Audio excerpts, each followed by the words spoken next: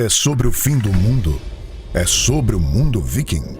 Não totalmente. São conflitos, decisões, tragédias e resultados que têm habilitado o nosso mundo do penal e processo penal. E quem conta? 2 integrantes dessa angústia diária.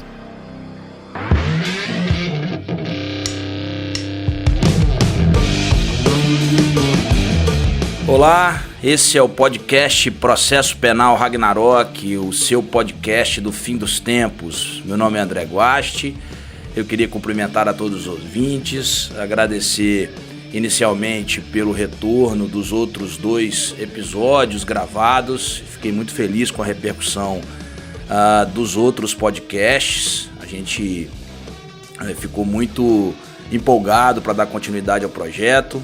Hoje eu vou fazer uma saudação alvinegra, porque nos 2 outros episódios eu escondi ou me omiti no meu time do coração, o Botafogo de Futebol e Regatas, mas como o Botafogo ingressou hoje no G4 para o retorno à elite do futebol brasileiro, eu faço, antes do meu amigo BD, uma saudação alvinegra a todos os ouvintes.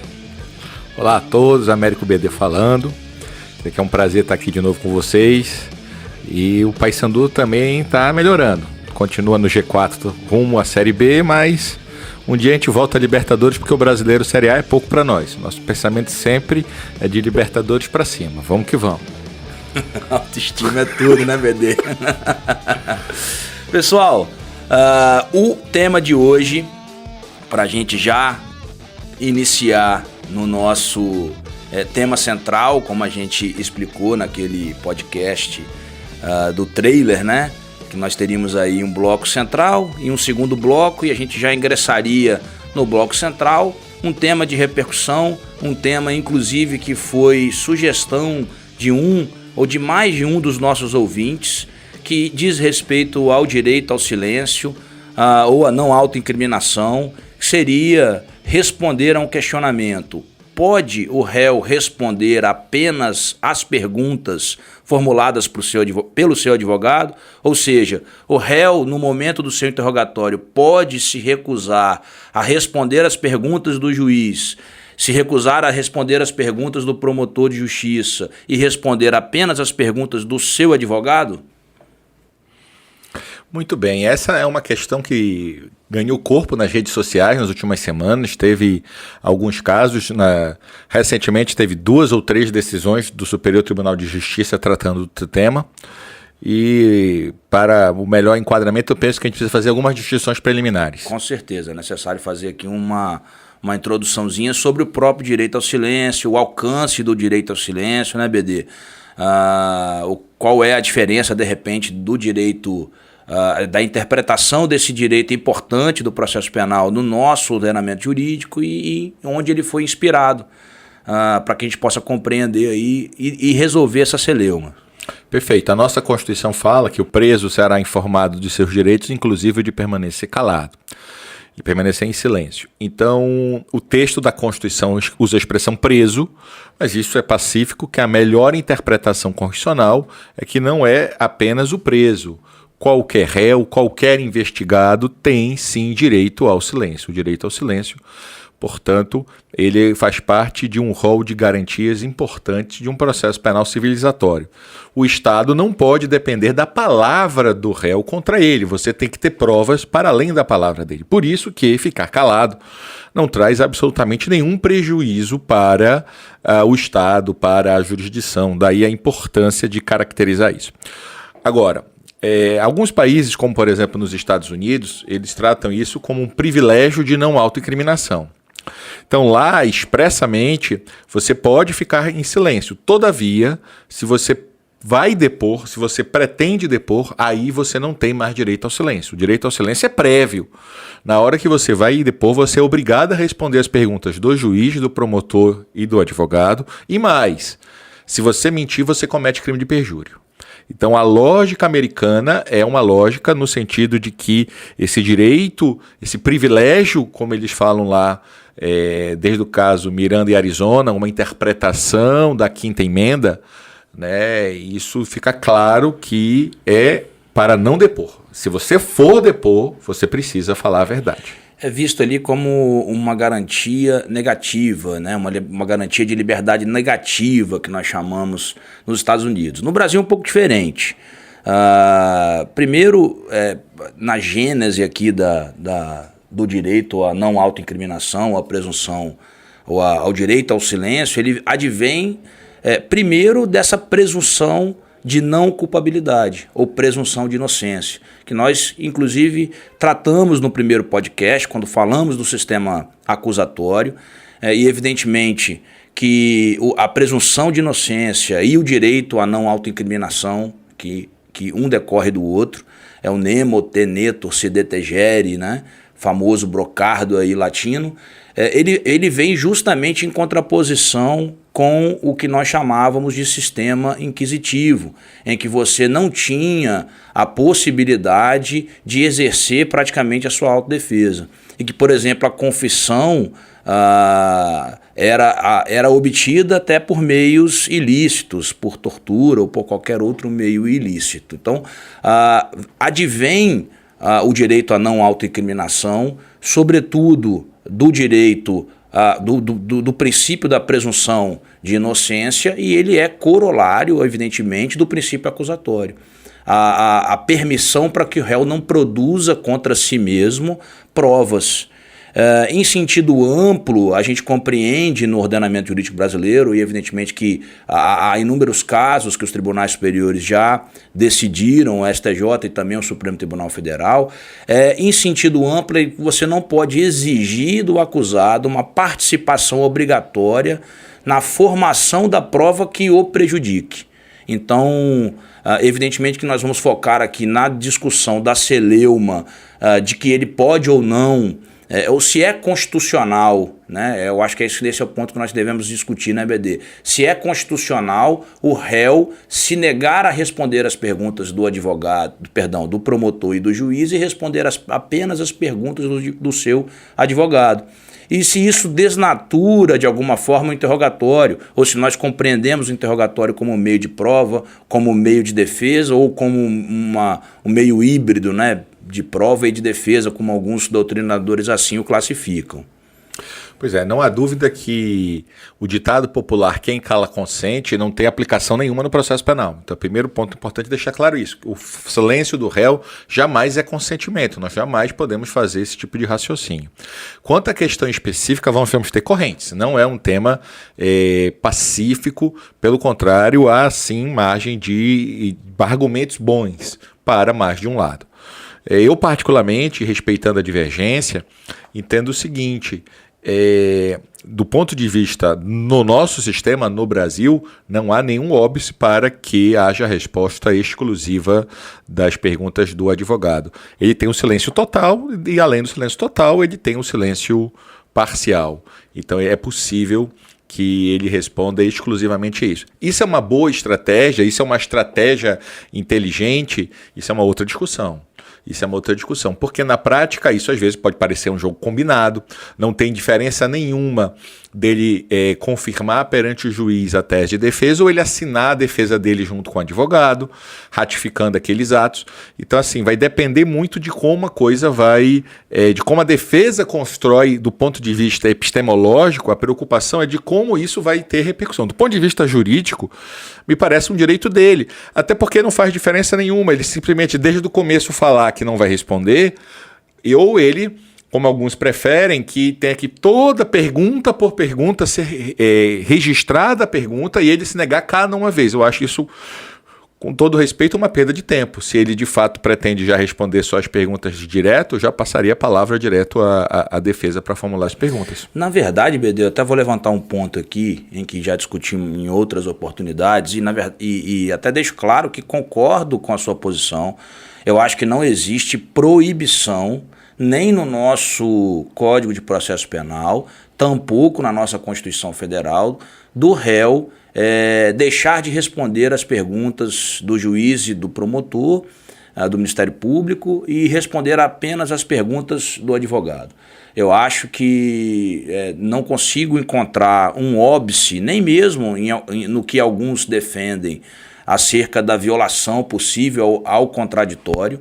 Eu não considero violado o princípio do contraditório, porque até mesmo as perguntas respondidas pelo réu ao seu advogado vai ter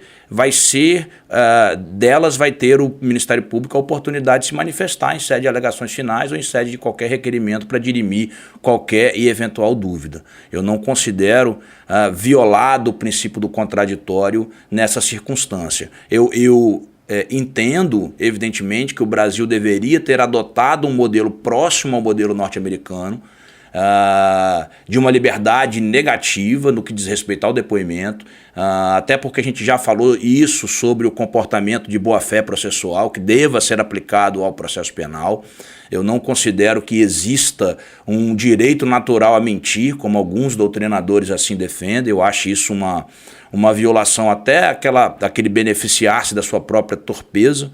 Eu acho que isso beira a uma chicana processual, né? Eu acho que viola esse dever de boa-fé objetiva, mas não chegando ao ponto de violar o princípio do contraditório, a ponto de não permitir que ele faça essa opção de não responder às perguntas feitas pelo juiz ou feitas pelo Ministério Público. Até porque, André, a ideia de contraditório é o quê? Ciência inequívoca, oportunidade de manifestação e obrigatoriedade do juiz de apreciar as teses. São 3 elementos hoje.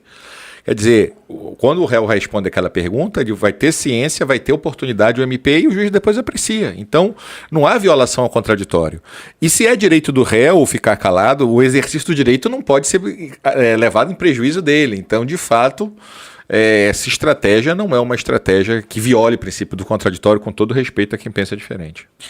E no que diz respeito especificamente a fazer a pergunta, para que a cada pergunta feita pelo Ministério Público ou pelo magistrado, o réu exerça o seu direito de permanecer em silêncio, me parece que hoje, com o advento da lei de abuso de autoridade, esse procedimento muito comum e que nós vimos há pouco tempo atrás, inclusive na comissão parlamentar de inquérito, em que uma das pessoas trazidas para depor como testemunha, evidentemente na qualidade de testemunha, assim ela foi comunicada para comparecer ao parlamento.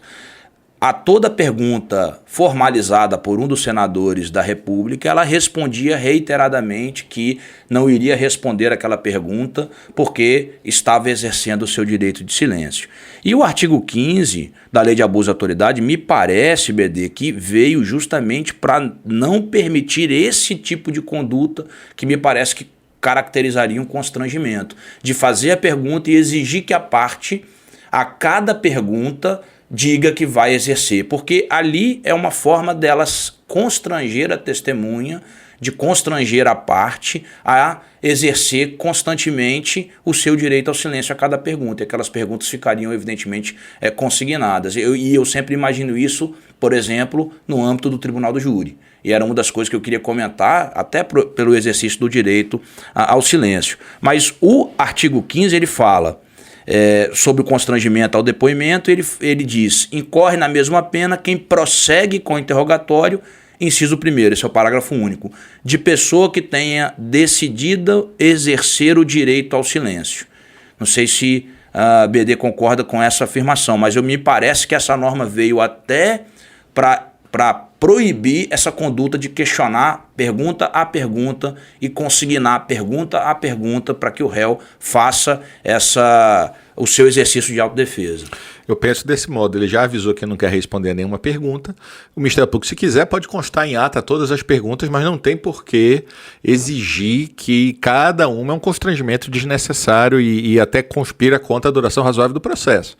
Então ele já falou que não quer responder, segue o baile, passa para o advogado dele fazer as perguntas. Não vejo sentido e o que isso modifica, justamente porque, como é direito dele, não vai ter nenhuma consequência o silêncio. Então ter a pergunta ou não ter a pergunta também não vai trazer absolutamente nenhum significado concreto para o julgamento do processo. Por isso que com todo respeito àqueles que consideram importante consignar que a pergunta foi indeferida, não, simplesmente que a pergunta foi negada, aquela resposta, porque isso é um pouco de inconsciente de achar que ao negar ele está assumindo algo. Não tem sentido. Se não vai ser interpretado contra ele, o que foi perguntado é irrelevante. Aliás, eu fiz questão de tocar no assunto do artigo 15 da Lei de Abuso de Autoridade. Por quê? Porque há pessoas que vêm interpretando a impossibilidade do réu fazer esse procedimento, né, de responder apenas as perguntas do seu advogado, justamente com base numa interpretação a contrário senso desse dispositivo. E aí eu digo isso porque o Código de Processo Penal trata o interrogatório ou o procedimento do interrogatório da seguinte maneira. Primeiro a perguntar é o juiz. Até bem pouco tempo atrás o interrogatório inclusive era ato privativo do juiz, e hoje em dia não se considera mais como um ato privativo do magistrado, embora ele inicie as perguntas.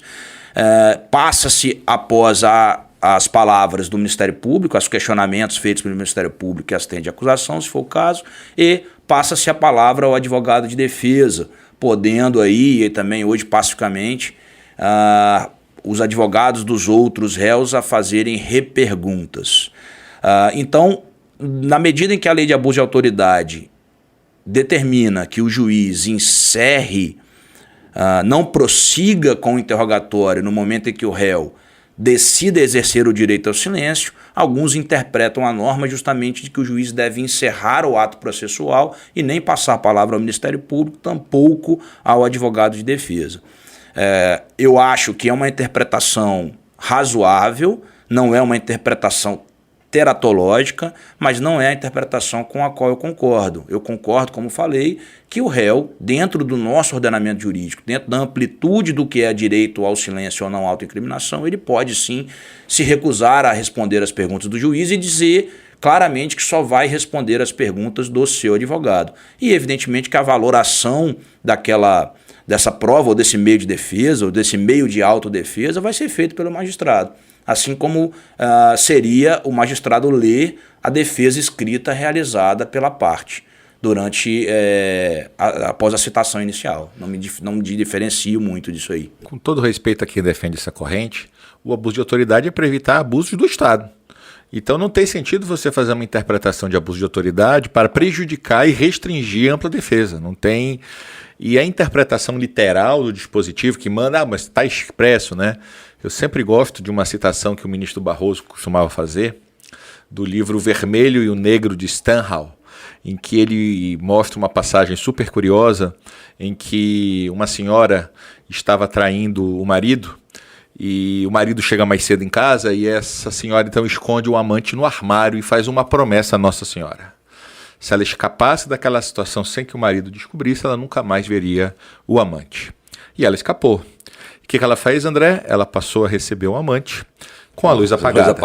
Se ela nunca mais vê, ela não estava vendo. Na interpretação literal, religiosamente cumprida a promessa. É óbvio que não foi isso que ela prometeu, e óbvio que não. Então, a lei de abuso de autoridade não foi feita para isso. Ela não foi feita, nesse caso, não era para evitar a defesa de exercer a ampla defesa. Então, com todo respeito a essa corrente, não concordo que seja esse o melhor caminho. Não concordo. Acho que o réu pode, eu não tenho... É uma estratégia, não sei do ponto de vista de fiabilidade, porque essa é a grande questão, sabe, André? Há 4 correntes sobre a natureza jurídica do interrogatório. Se é meio de prova, se é meio de defesa, se é híbrido, se é primordialmente de defesa e subsidiariamente de prova. Eu acho assim, o interrogatório é o day in the court, como falam os americanos. É a oportunidade do exercício da autodefesa. É muito mais meio de defesa do que meio de prova. Aliás, eu tenho sérias dúvidas que tipo de meio de prova é. Eu sei que está no código. Mas veja, se ele confessa, é outra prova, é confissão. E o interrogatório em si, ele não prova inocência. Ele pode criar uma dúvida, mas ele não é uma prova. Até porque se fosse uma prova, o interrogatório, ninguém seria condenado. Bastava ele negar o fato que pronto, já seria absolvido. Pois é. Quer dizer, seria dependendo fácil, do que ele falar, aí sim isto pode gerar uma dúvida razoável. Porque esse é um outro problema, sabe, André? Eu acho assim, tem direito, deve ser feito. Agora, há prejuízo se não for realizado o interrogatório, se o juiz encerra. Quando o juiz encerra, qual é o prejuízo concreto que isso pode... Isso é motivo de gerar nulidades? Porque, é claro, há aquele debate sobre nulidades, há correntes como a Auri, o Glockner, que fala que forma é garantia, qualquer violação da forma, o prejuízo já é presumido. O ministro Marco Aurélio usava aquele raciocínio, se o réu foi condenado, houve prejuízo.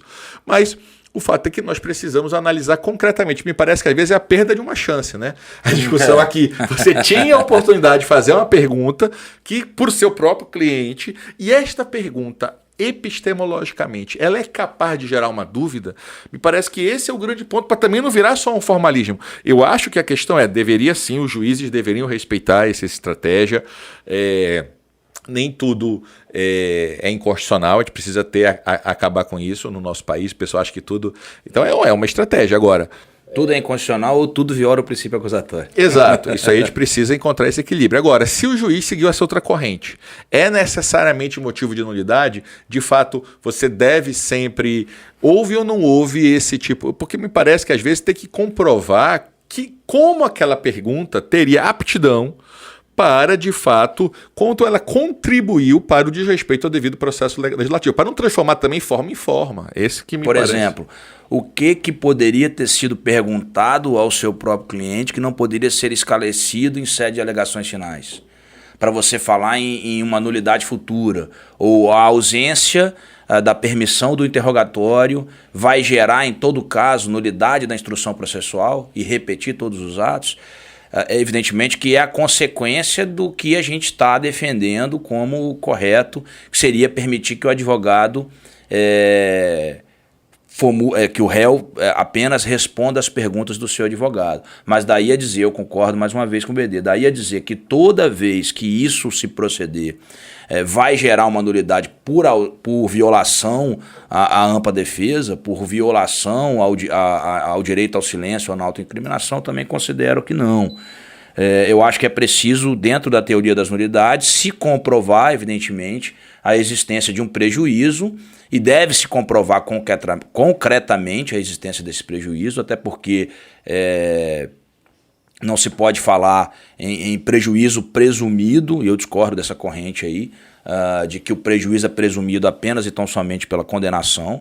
Não considero que ela seja adequada, e evidentemente ele deveria comprovar sim a existência desse prejuízo para que haja eventualmente a nulidade da instrução processual. Me parece esse o ponto importante sempre no processo penal, essa análise. Inclusive, recentemente o Supremo negou uma DPF que pretendia considerar inconstitucional, não recepcionado o 563, que fala do princípio do prejuízo, mas me parece que isso é basilar em todos os sistemas. Senão a gente vai voltar ao período formulário de Roma, vamos voltar aí na história, algo que não dá certo, não tem sentido. Agora, há várias questões importantes ainda no direito ao silêncio. Por exemplo, nós estamos falando sempre do penal, tá, gente? É preciso muito cuidado com isso, porque tem pessoas que querem estender esse direito ao silêncio ao tributário, ao civil, a outras esferas. E isso é polêmico, isso não é tão simples, essa afirmação. Até porque a própria revelia no processo civil tem uma consequência e uma concepção diferente da revelia do processo penal.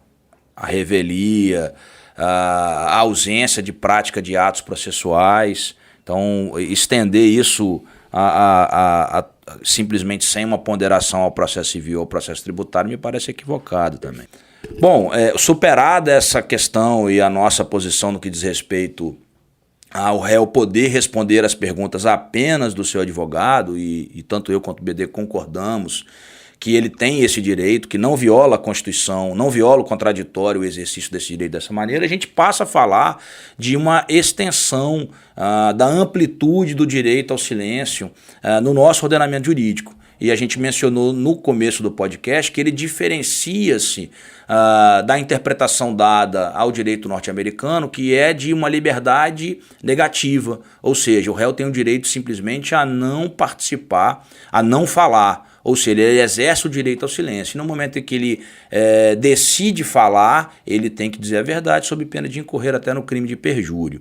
E há um julgado norte-americano interessante para a gente falar sobre esse limite do direito ao silêncio ou da utilização de provas, justamente num caso, eu não me recordo o nome agora, se o BD puder me aclarar aqui as ideias, em que um cidadão foi condenado por homicídio na direção do veículo automotor e se identificou no exame de sangue realizado no hospital, com a colheita do sangue sem a sua autorização, porque ele estava evidentemente acamado, e ele questionou a Suprema Corte Americana justamente a utilização dessa prova, sob a justificativa de que ele não pode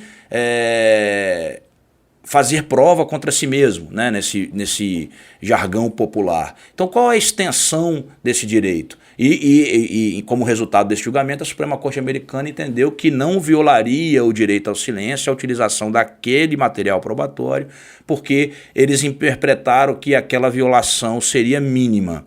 E como isso se comportaria no nosso ordenamento jurídico? Por exemplo, eu daria um exemplo, dois distintos: a reprodução simulada dos fatos e o reconhecimento de pessoas. Como é que se daria isso? Eu penso que as soluções são diferentes para os dois casos. Na reprodução simulada dos fatos, o Estado depende sim do investigado. Ele vai ter que dizer como o fato aconteceu, em que momento, onde ele estava naquela hora, o que ele fez, como aquilo aconteceu. Então me parece que ele não pode ser obrigado a participar de reprodução simulada dos fatos. No que tange ao reconhecimento, aí é diferente, porque quem vai produzir a prova é quem vai reconhecer. Seja a vítima, seja uma testemunha. É ela que produz a prova. O réu ali está sendo o objeto da produção da prova. Então, me parece que ali ele não tem direito de se recusar a participar do reconhecimento. Me parece que essa distinção aí é uma distinção relevante e importante. Isso é muito importante, e eu sempre dou esse exemplo em sala de aula. Um caso criminal muito famoso, digamos assim, que repercutiu muito na mídia, em que dois irmãos acabaram, eu não vou citar o nome do caso para não fazer uma exposição desnecessária, mas talvez vocês descubram só da minha descrição. Dois irmãos assassinaram os pais de uma moça, né, e um deles era namorado dela, a golpes de pedaços de pau, a golpes de madeira ou de ferro, não me recordo bem. E eu me lembro, na verdade, da reprodução simulada que foi feita desse caso. E me lembro do delegado que acompanhou a reprodução e o acusado acabou colaborando, né? E aí evidentemente que fez isso de forma voluntária, e mostrou como que ele deu os golpes na vítima. E ali eu ficava pensando, se isso evidentemente vai ser exibido no júri, aquilo evidentemente é uma demonstração clara e inequívoca de culpa, de condenação. Porque eu lembro que o delegado falava assim, isso foi numa reportagem, né? Mas como é que você fez? Não, então faz como é que você fez. Aí eu terminava o réu acusado ali golpeando várias vezes um boneco deitado na cama. Ou seja, a importância de você garantir que ele não seja obrigatoriamente levado à reprodução simulada é por conta das consequências que você vai gerar disso. Se ele se voluntariar a isso, não há nenhum problema, mas ele não pode ser obrigado. E um outro exemplo que a gente traz é do próprio artigo 174, inciso 4 do Código de Processo Penal, que obriga a escrever, ou seja, traz uma determinação para que o acusado escreva na caligrafia. É um comportamento que compreendo que seja um comportamento positivo. Ou seja, eu não posso obrigá-lo a escrever. Mas, por outro lado, BD, se eu encontro uma carta escrita por ele à mão num procedimento de busca e apreensão com autorização judicial, eu não vejo problema que se utilize, mesmo que seja um diário, por exemplo, que muitas pessoas têm essa dúvida, para confrontar com alguma prova do processo. São questões interessantes aí, sabe, André? Veja, eu concordo que nós temos que fazer, mais uma vez, uma distinção relacionada a isso. O princípio não fala que você não pode produzir prova contra você, fala que você não pode ser obrigado a produzir, são coisas bem diferentes. Então assim, como é que eu vou coagir alguém a escrever? Pomar de escrever aí, o Paysandu é o melhor time do mundo. É verdadeiro, não se está discutindo isso. Mas como você vai obrigá-lo a escrever isso? Quer dizer, coação como? Então o Estado não pode fazer. Agora, se aquilo ali vai ser obtido de outro modo, sem violência ou grave ameaça, não há problema. Então, assim, um caso que teve muita repercussão uma vez no Brasil, a pessoa se recusou, porque aí são duas questões que a gente tem que abordar também. E aqui o Brasil é um pouco diferente de Estados Unidos, Itália, Portugal, Espanha, Alemanha, sobre essa solução desse problema. Alguém pode ser obrigado a fazer o exame de DNA ou teste de bafômetro contra a sua vontade? Do ponto de vista penal. Então, o caso que a gente teve aqui no Brasil, que teve essa repercussão, ela se recusou a fazer o DNA, a se submeter ao DNA, mas ela fumou um cigarro e jogou o cigarro na lata de lixo. O delegado pegou o cigarro e fez o exame. Veja, ela não foi obrigada a fumar, ela não foi obrigada a jogar fora o cigarro. A prova é válida. Você não pode obrigar a pessoa a produzir. Isto no Brasil. Tá? Porque eu volto a falar, se você for Estados Unidos, Alemanha, Portugal, Espanha, Itália, todos esses países com decisões da Suprema Corte, reconhece a constitucionalidade de, algumas vezes, por motivos relevantes, não é por qualquer motivo, do nada, com suspeitas, você possa obrigar alguém a submeter a um teste de DNA, a submeter a um bafômetro. Lembro que aqui no Brasil a posição que prevalece é que não é possível. O caso do bafômetro a gente não pode esquecer, eu estou falando para penal. Diferenciar a questão da infração administrativa, né? Exato. A pena da pessoa se recusar, recusar a soprar o bafômetro, aí, em português claro, no momento de uma abordagem policial, é uma pena administrativa, né? Eu não posso utilizar essa omissão, né, voluntária dele soprar o bafômetro e simplesmente impor a ele a condição de embriagado, né, de ter ingerido bebida alcoólica. Para fins penais. Na fins penais. Não tem como. Para outros, evidentemente, posso utilizar outros meios de prova, como normalmente a gente vê. Até aquela aferição por policial militar, desde que aliada a outras provas. Então você tem lá o recibo de que o cidadão consumiu em determinado bar ou em determinada boate certa quantidade de bebida alcoólica, associado a imagens, associado a outras situações. Evidentemente que você pode formar ali uma comprovação da embriaguez, mas você não pode presumir pela ausência do exame. Isso no Brasil. Tem países que é crime o simples fato de recusar fazer o bafômetro. Então, parabéns. Se você não cometeu o crime, agora você acaba de cometer o crime de recusar imotivadamente. Porque, evidentemente, gente, não há direito fundamental de dirigir embriagado.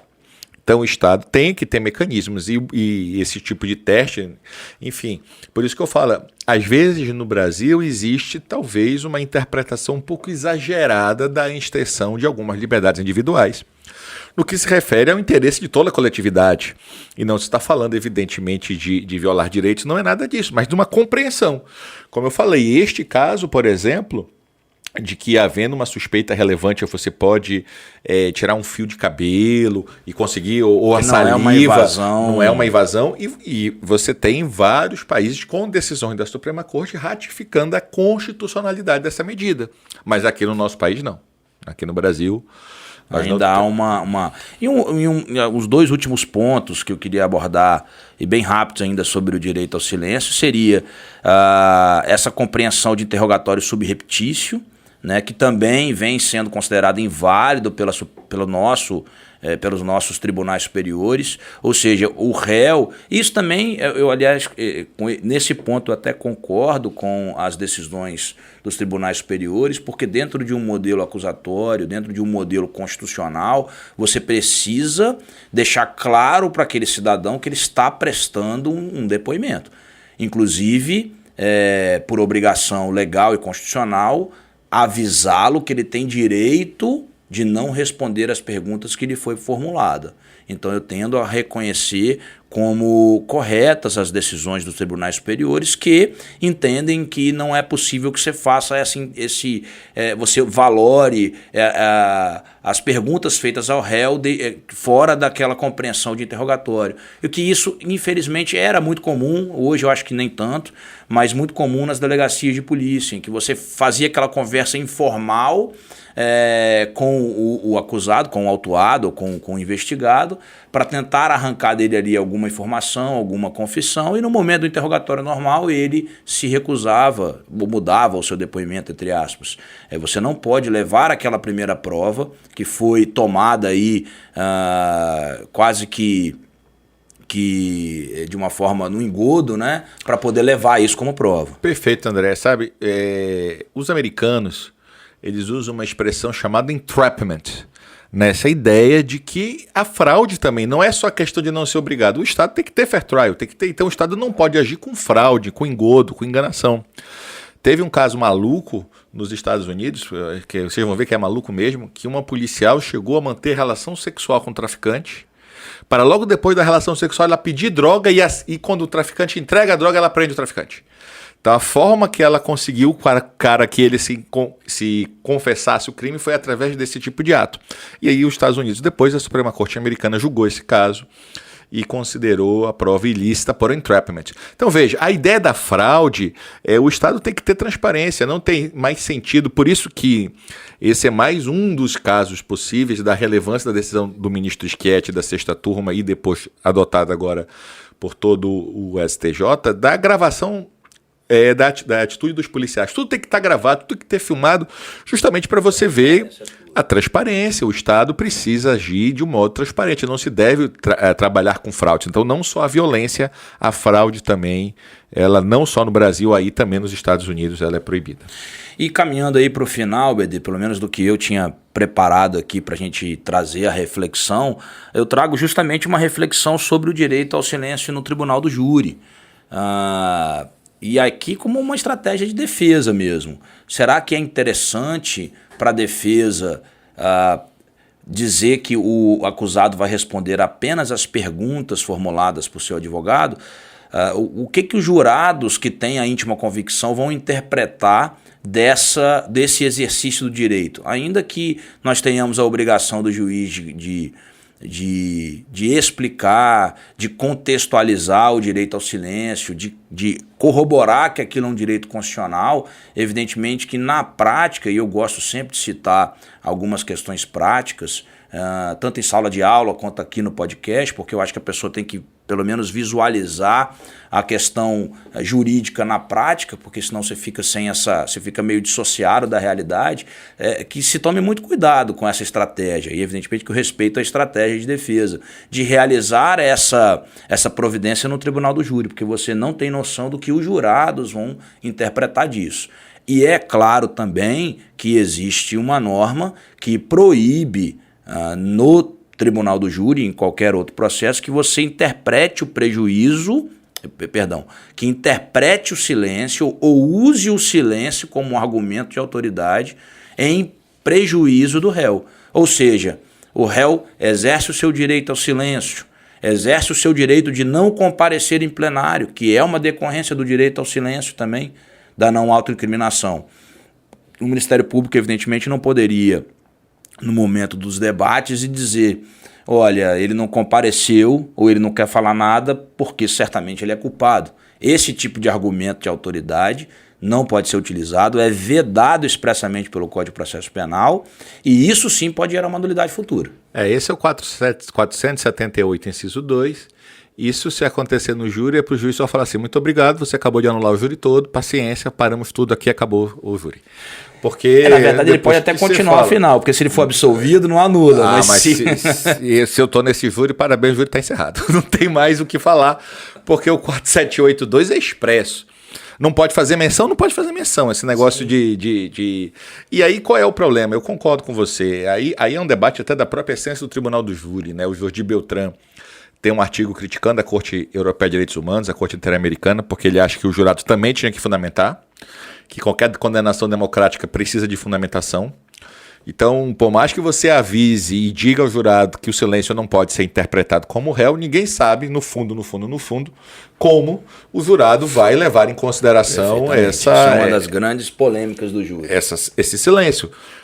Júri, você não sabe se a pessoa, às vezes, pode... Veja, são vários princípios do processo penal que você não tem como saber, de fato, num julgamento que é só sim ou não. Né? Você não sabe se ele está julgando com o que ele viu na TV, com o que ele ouviu de um vizinho, com que... Porque ele gostou do advogado ou do promotor. Porque ele está ali para se divertir, infelizmente. Às vezes as pessoas confundem as coisas. Né? Se você... Onde tem direito penal do autor e da vítima, você acaba julgando muitas vezes quem morreu e quem está sendo acusado. E não o fato em si. Então, assim, o júri, ele tem dentro da estrutura... Ele é democrático, é o próprio povo. Quem defende o júri sempre fala isso: olha, é democracia direta. Democracia direta não é só... Por exemplo, tem essa compreensão. Assim. Eu acho que o procedimento, assim, a gente fugiu um pouco do tema, mas concordo que o procedimento deveria evoluir, deveria ser alterado, mas nunca em exclusão da participação do povo nas decisões do Poder Judiciário, que eu acho que é uma das grandes manifestações aí da democracia dentro do Poder Judiciário. A Marcela Nardelli tem uma tese de doutorado publicada que eu recomendo muito, a prova no Tribunal do Júri, porque o debate é tudo bem, então vamos pelo menos discutir que instruções os jurados devem ter, que tipo de provas nós vamos admitir Por e isso como... que eu falo do aperfeiçoamento mesmo. Porque é uma questão assim, até de quem é o povo, né? Muitos autores no processo penal têm essa análise, olha, os jurados acabam sendo classe média, você não tem toda a população, você tem muitas vezes funcionários públicos, você tem uma parte dos jurados que você não tem aquela diversidade que represente que isso pode ter vieses, isso pode ter uma série de consequências. Mas, de fato, julgar nunca é fácil. Ninguém diz que julgar é fácil, é uma coisa complicada. E são questões de opção. Eu não digo que o júri, eu não sou totalmente contrário ao júri. Pelo contrário, eu acho que talvez a gente pudesse pensar em casos de júri até ampliação, se for o caso, de espaço, apenas talvez com algumas ponderações, como eu falei, com esse papel mais, esse controle melhor e talvez pensar estratégias de fundamentação. Eu acho que isso não é uma questão, eu sempre digo que saber explicar não é nada demais, né, para diminuir voluntarismos. Pode ser um tema aí de um próximo podcast, né, o Tribunal Popular do Júri. Eu, como juiz do Tribunal do Júri aí por muitos anos, eu acho o tema bastante interessante. Acho que a gente chegou pro final aí do primeiro bloco, né, BD? Vamos ouvir a vinheta aí do segundo bloco. Toca aquela musiquinha aí pra gente, Fervo Digital. Vamos lá.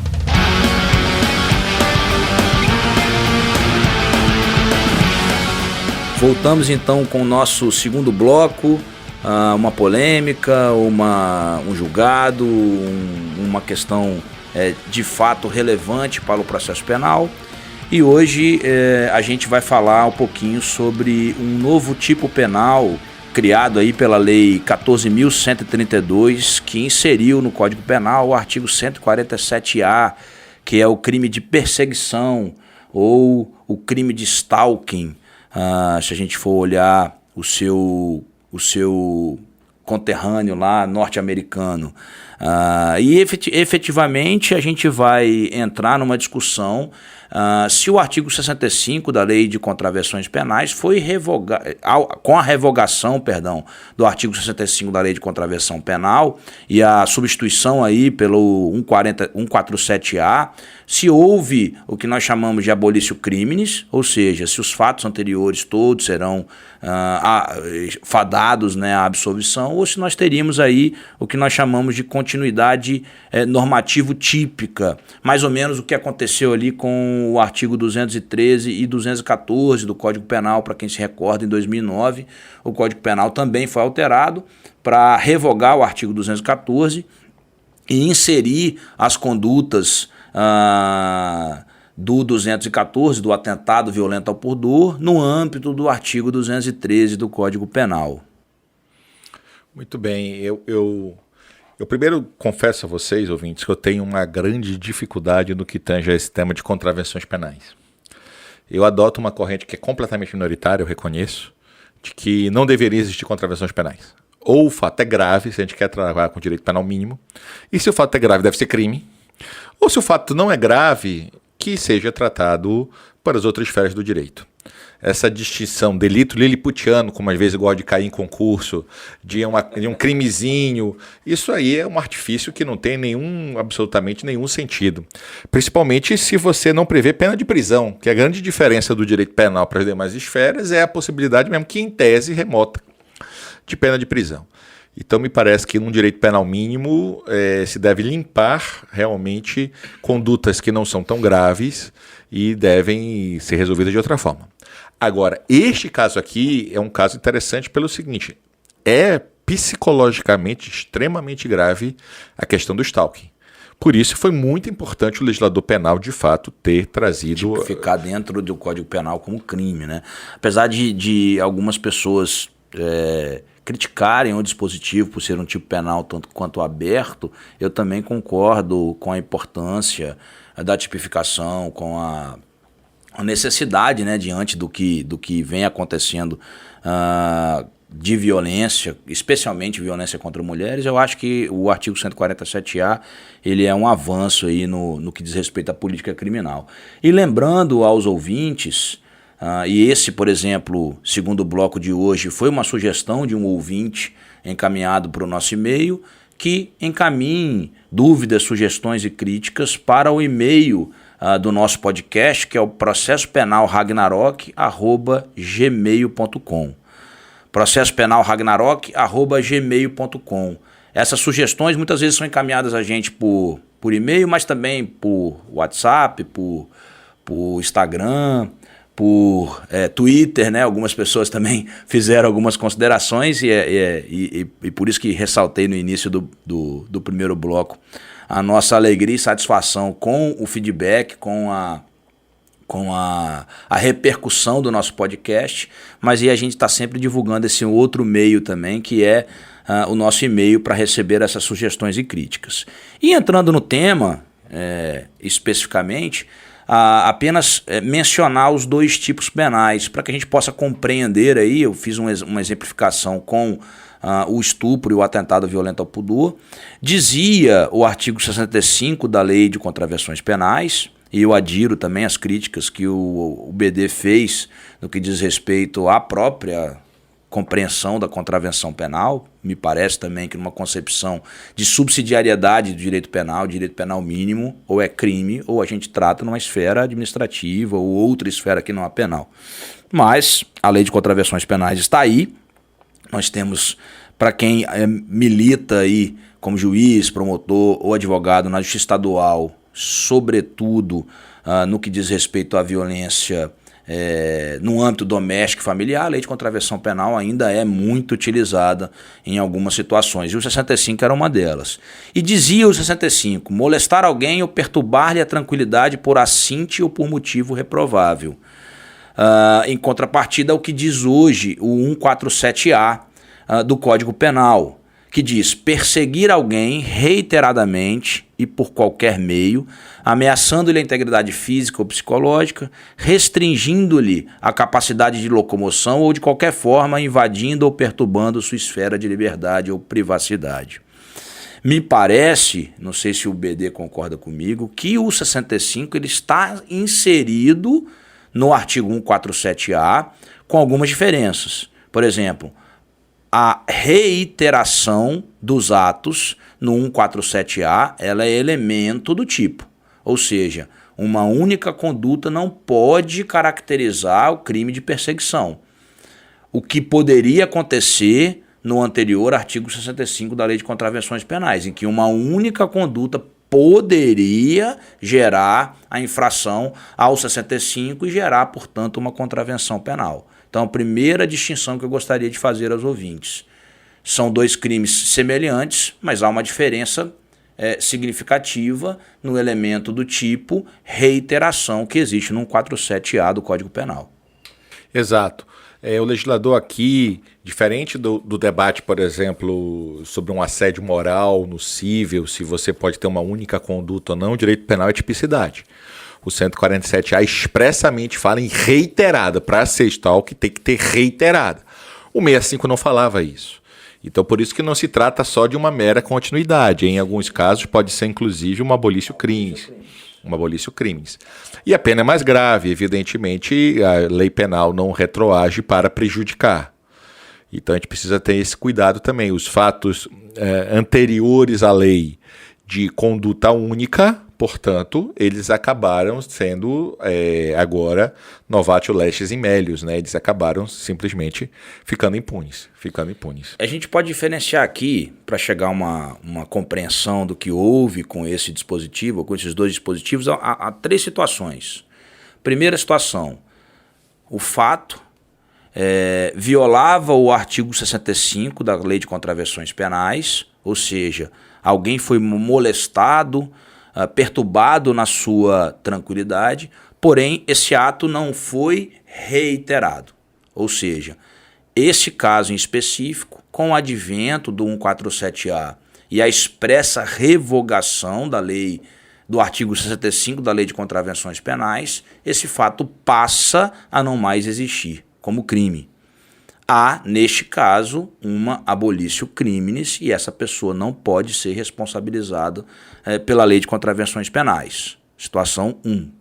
Situação 2. O cidadão reiteradamente molestou alguém, perturbando-lhe a tranquilidade, ou molestou reiterada, ou perturbou a tranquilidade de forma reiterada, por assinte ou por motivo reprovável, que é o dispositivo do 65 da Lei de Contravenções Penais, e como houve reiteração, neste caso, entrando em vigor o 147-A, ocorre o fenômeno da continuidade normativo típica e ele vai ser responsabilizado pelo crime do 147-A, todavia, como a lei penal não pode retroagir para prejudicar o réu, ele vai ser responsabilizado com a pena do 65 da Lei de Contravenções Penais.